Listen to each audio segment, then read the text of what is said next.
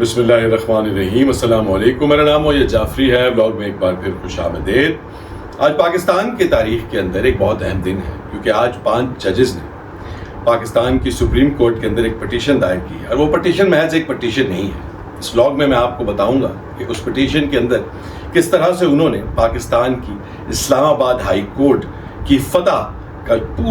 पूरा वाक़या, पूरी की पूरी न सिर्फ कहानी लिख दी है जो कि अब तारीख का हिस्सा बन गई है, बल्कि उस कहानी में मौजूद तमाम के तमाम किरदारों को भी बेनकाब कर दिया है। और ये अहम क्यों है, इस पर तो बात करेंगे ही कि उन्होंने लिखा क्या है। वो पूरी कहानी जो उन्होंने लिखी है वो आपको अलग से लेकर ये तक मैं बताता हूँ, इंतहाई अहम है। ये वो तारीख है जो आपको मालूम होनी चाहिए, ये वो सच है जो आपके अजबर होने चाहिए, ताकि आपको ये मालूम हो कानून और आइन ने आपको इंसाफ हासिल करने का भी एक हक दिया है, वो किस तरह से छीन लिया गया है बाकी तमाम चीज़ों के साथ साथ। तो सबसे पहले मैं आपको अब वो जो पूरी की पूरी कहानी है, मैं कोशिश करता हूँ जल्द से जल्द उसको आपके लिए समराइज करके, पैराफ्रेज करके आपको समझा दूँ और आपको सुना दूँ, और उन किरदारों का भी बताऊँ जिनको उन्होंने बेनकाब किया है इस सारी कहानी में। वो कहानी कुछ यूँ है कि वो कहते हैं कि जी मार्च 2023 के अंदर कुछ जो सुप्रीम कोर्ट के इस्लामाबाद हाई कोर्ट के जजेस थे, उन्होंने उस वक्त के चीफ जस्टिस को अप्रोच किया और उन्होंने कहा कि भाई हमारे ऊपर जो है वो इंटरफेयर किया जा रहा है, हमारे मामलात में हमें प्रेशराइज किया जा रहा है, कुछ फैसले, कुछ केसेस को किसी तरीके से किसी के हक में डिसाइड करने के हवाले से हमारे काम के अंदर एग्जीक्यूटिव इंटरफेरेंस हो रही है। एग्जीक्यूटिव इंटरफेरेंस का मतलब यह है कि कोई और एग्जीक्यूटिव इदारा इसी मुल्क का हमारे काम के अंदर इंटरफेयर कर रहा है। जस्टिस आमिर फारूक ने उनकी सारी बातचीत सुनी और बातचीत सुनने के बाद वो बात आई गई हो गई। उन्हीं जजेस ने उसके बाद जो है उस वक्त के सुप्रीम कोर्ट के जो चीफ जस्टिस थे बदयाल साहब, उनसे भी मुलाकात की, उनके आगे भी ये बात रखी, मगर वो बात भी आई गई हो गई, उसका भी कोई नतीजा नहीं निकला। और बात यहाँ तक आ गई कि मार्च अप्रैल के 2 महीने गुजरने के बाद जब कुछ ना हुआ तो 6 जजेस ने वो 10 मई 2023 को लिखे जाने वाला तारीखी खत लिखा और उसके अंदर उन्होंने बताया कि किस तरह से उनके ऊपर प्रेशर, किस तरह से वो इंटरफेरेंस का सामना कर रहे हैं और उनकी ज़िंदगी बहुत परेशान है और उनको किसी किस्म के ख़ास फैसलों के लिए पुश किया जाता है और उनके ऊपर जो है दबाव डाला जाता है। जब वो ख़त लिखा गया और उसके बारे में बातचीत हुई तो उस पर भी एक खामोशी, एक सन्नाटा छाया रहा। उस पर कोई बातचीत नहीं हुई, मीडिया में बातचीत हुई, मगर उसके ऊपर आपके अदालत के अंदर जो मैकेनिज़म्स हैं, जो सारे प्रोसेसेस हैं जो कि इस तरह के मामलात को रिपोर्ट जिनकी लेते हैं उनको रिपोर्ट किया गया, मगर उसके अगेंस्ट भी कोई एक्शन नहीं हुआ। जिसके बाद उन जजेस ने सुप्रीम जुडिशियल काउंसिल को अप्रोच किया और सुप्रीम जुडिशियल काउंसिल को अप्रोच करने के बाद उन्होंने ये सारी की सारी चीज़ें उनके सामने रखी। अता बदयाल साहब को उनके घर जाके मिले, वो सारी की सारी बातें जो है उनको बताई कि जी ये हो रहा है और इसका कोई ना कोई नतीजा निकलना चाहिए, ये सब रुकना चाहिए है। आपके मुताबिक, हमारे आइन के मुताबिक हम सब ये जानते हैं कि अदलिया को आज़ाद होना चाहिए है, फैसले इंसाफ पर मबनी होने चाहिए हैं, किसी की मन मर्जियों पर नहीं, किसी के इंटरेस्ट में नहीं, किसी की हुक्मरानी के इंटरेस्ट में नहीं। तो ये सब का सब जो हो रहा है ये रुकना चाहिए है, वरना अदालत का जो पूरे का पूरा निज़ाम है वो पहले ही दरम बरम होने की जानिब जो है वो चल खड़ा हुआ है। मगर उस सब का नतीजा ये निकला कि फाइनली हमारे जो कोर्ट है उन्होंने 2024 मार्च में, एक साल के बाद इस सारे का सूमोटो लिया उन जजेस के खत के ऊपर। और सूमोटो लेने के बाद जब उन्होंने सूमोटो केस के बाद इस नतीजे पर पहुंचे, फैसला ये किया गया ये तमाम कोर्ट्स जो है वो इस मामले को टैकल करने के लिए और इसका हल निकालने के लिए अपने प्रपोजल्स भेज दें। मतलब ये कि उन्होंने जिसे कहते हैं सबसे एक, जिसे कहते हैं ना, गोंगों से मट्टी झाड़ना और रफा दफा कर रहा मामला कि भाई अच्छा यार आप लोग अपने प्रपोजल भेज दें, आप अपना प्रपोजल भेज दें, हम उनको देखेंगे, फिर उनको इवेल्युएट करेंगे और खुद ही देख पाल लेंगे जो क्या करना है क्या नहीं करना। हालांकि ये आप बात समझने की कोशिश करें कि ये किस कदर क्रिटिकल मामला है इंसाफ की फराहमी के लिए। एक कोर्ट जिसका बुनियादी मकसद ही इंसाफ देना है, किसी की फेवर किए बगैर, किसी की धौंस और धमकी में आए बगैर, उस कोर्ट के जजेस उठकर ये कह रहे हैं कि हमें फोर्स किया जा रहा है, हमारे पर प्रेशर डाला जा रहा है, इंसाफ करने की बजाय फेवर करने के लिए कहा जा रहा है, तो उस सब में सबसे अहम मामला उस कोर्ट का वो होना चाहिए। मगर कोर्ट ने इस मामले को सेकेंडरी समझा और उसको एक दफ़ा फिर जो है ایک الماری کی زینت بنا دیا. جس کے بعد ججز نے, جس میں بابر ستار صاحب اور سمن رفت صاحبہ تھیں, انہوں نے کہا کہ بھائی یہ کوئی طریقہ تھوڑی ہے, آپ نے قید کی رپورٹیں بھیج دیں, وہ بھیج دیں گے, آپ سارے کورٹس کی میٹنگ بلائیں اور وہاں پر بیٹھ کر اس کے اوپر بات کریں اور کوئی کانکریٹ, کوئی مثبت, کوئی ثابت قدمی سے اس معاملے کو ایڈریس کرنے کے حوالے سے کوئی اسٹرانگ اور سالڈ سٹیپس جو ہے وہ تجویز کریں, وہ اس میں سے کوئی نتیجہ نکلے. تو انہوں نے اس پریشر میں آگے انہوں نے کہا یار اب یہ ان کا تو منہ بند نہیں ہونا. انہوں نے پھر جو ہے ان کو وہ پورے کے پورے سارے کورٹس کی ایک میٹنگ طلب کی. میٹنگ طلب کرنے کے بعد اس میٹنگ میں یہ فیصلہ ہوا کہ وہ جو پروپوزلز آئے ہیں ان کی روشنی میں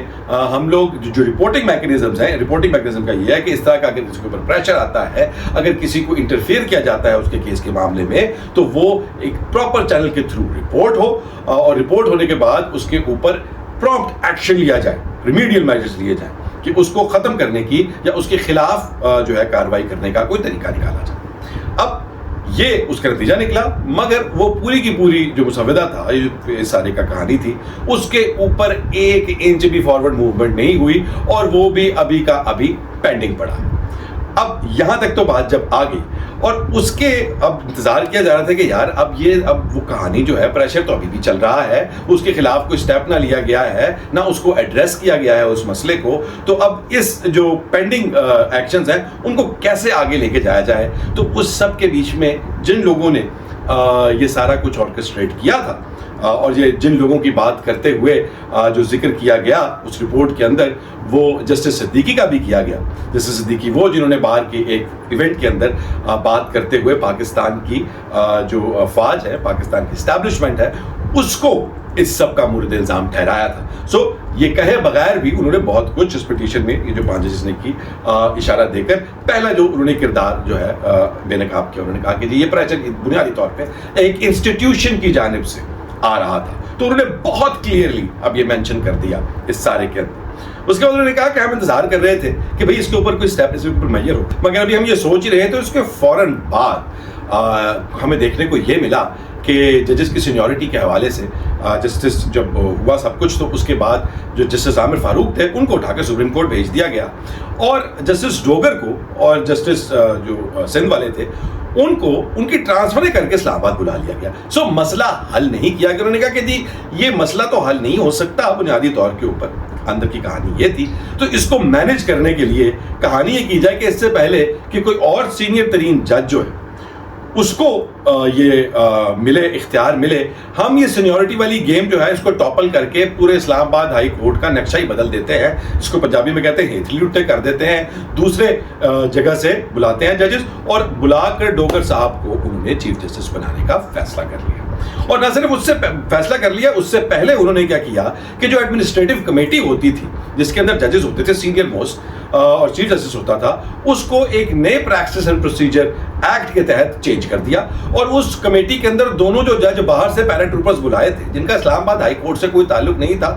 ان کو اس کا ممبر بنا لیا ایک تیسرے جج کے ساتھ, جس کو انلیگل قرار دیا جسٹس سمن رفت نے بھی, جسٹس بابر ستار نے بھی. انہوں نے اس کے خلاف پٹیشنز کی, مگر وہ پٹیشن پینڈنگ ہیں, اس کے اوپر کوئی بات چیت جو ہے وہ نہیں. انہوں نے کہا کہ یہ حکومت نے جو نوٹیفیکیشن جاری کر دیا ہے ہم اس کے اوپر ہی چل سکتے ہیں. وہ نوٹیفیکیشن بھی جاری ہوا, اس کے اوپر اس کو بھی چیلنج کیا گیا. مگر اس سب کے بعد جب جسٹس ڈوگر آ گئے تو اس کے بعد انہوں نے جو ٹائٹل کیا ان 5 ججز کا میں نے آپ کو نام بتایا, ان لوگوں نے جو اپنی پٹیشن کی ہے اس کہانی کے اندر ایک اور ٹائٹل جو ہے کہ جی ٹیک اوور آف اسلام آباد ہائی کورٹ, یعنی کہ اسلام آباد ہائی کورٹ کے اوپر قبضہ, جس کو میں پچھلے 3-4 بلاگ سے آپ کو ڈوگر راج کہہ رہا ہوں. تو وہ جو ڈوگر راج ڈوگر صاحب نے اسٹیبلش کیا, اس کے بعد انہوں نے اس کی پوری تفصیل بتائی کہ ڈوگر صاحب نے بنیادی طور پہ کیا کیا کیا ہے اور ڈوگر صاحب نے کس طرح پورے نظام عدل کو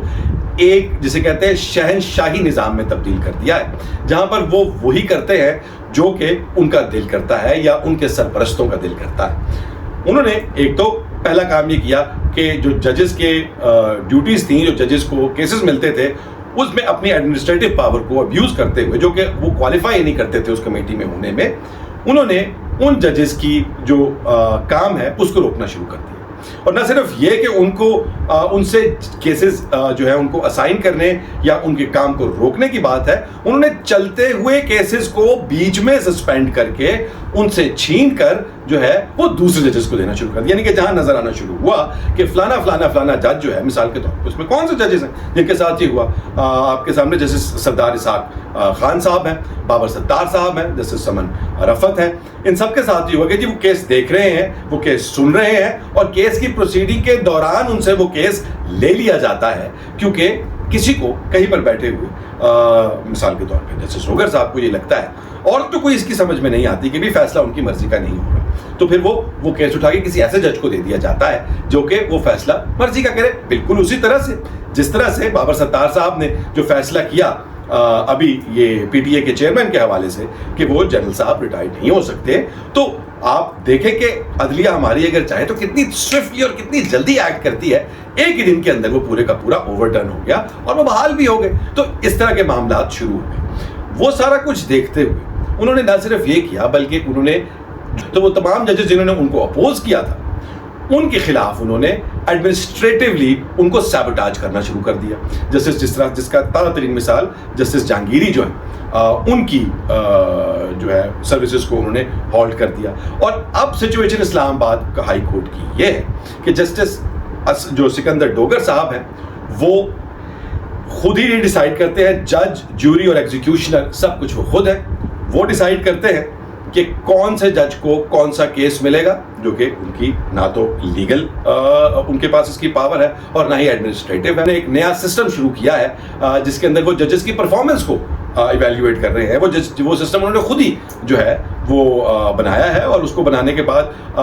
جو ان ججز نے اپنی پٹیشن کی جو پوری کہانی میں آپ کو سنا رہا ہوں اس کے اندر انہوں نے بتایا ہے کہ اس کے اندر جو اسٹیٹسٹکس ہیں وہ they do not make any sense. اپنی مرضی کا انہوں نے کرائٹیریا رکھا ہے کہ بالکل ویسے ہی ہے کہ بھئی مجھے ایکس وائی زی میں سے ایکس پسند ہے تو میں اپنا کرائٹیریا ایسا بناؤں کہ ایکس اس کے اوپر جو ہے وہ بیسٹ فٹ آتا ہو. تو وہ اس کا وہ کرائٹیریا بھی انہوں نے چیلنج کیا ہے کہ پرفارمنس کا کرائٹیریا جو ہے وہ انتہائی غلط ہے. تو بیسیکلی اس وقت جو انہوں نے بتایا ہے کہ سچویشن یہ ہے کہ اسلام آباد ہائی کورٹ کے اندر بنیادی طور کے اوپر آپ یہ امید نہیں کر سکتے کہ آپ کو جسٹس, آپ کو انصاف کسی بھی کیس میں میسر ہوگا اس وقت تک جب تک جسٹس ڈوگر صاحب جو ہے وہ ان کا جو ہے وہ کوئی علاج نہیں کیا جاتا. نمبر 1. نمبر 2 کہ وہ تمام کے تمام رولز, وہ تمام کے تمام لاز جو کہ اسلام آباد ہائی کورٹ کے اندر یا کسی بھی ہائی کورٹ کے اندر آپ کے ججز کی اپوائنٹمنٹ, آپ کے ججز کی سینیورٹی اور آپ کے ججز کی جسے کہتے ہیں اوور آل پرفارمنس کو مانیٹر کرتے ہیں یا ان کو ایویلیویٹ کرتے ہیں اور یہ فیصلے کرتے ہیں,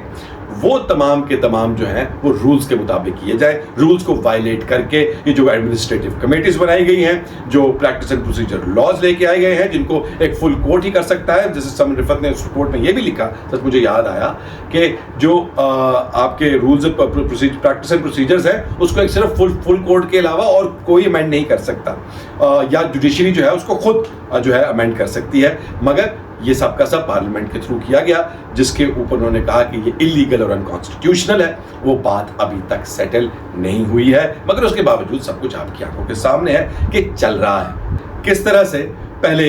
رولز کے تھرو, پھر امینڈمنٹس کے تھرو جو ہے اسلام آباد ہائی کورٹ کو فتح کرنے کی کوشش کی جاتی رہی, اور جب وہ سب کا سب فیل ہو گیا تو اس کے بعد پھر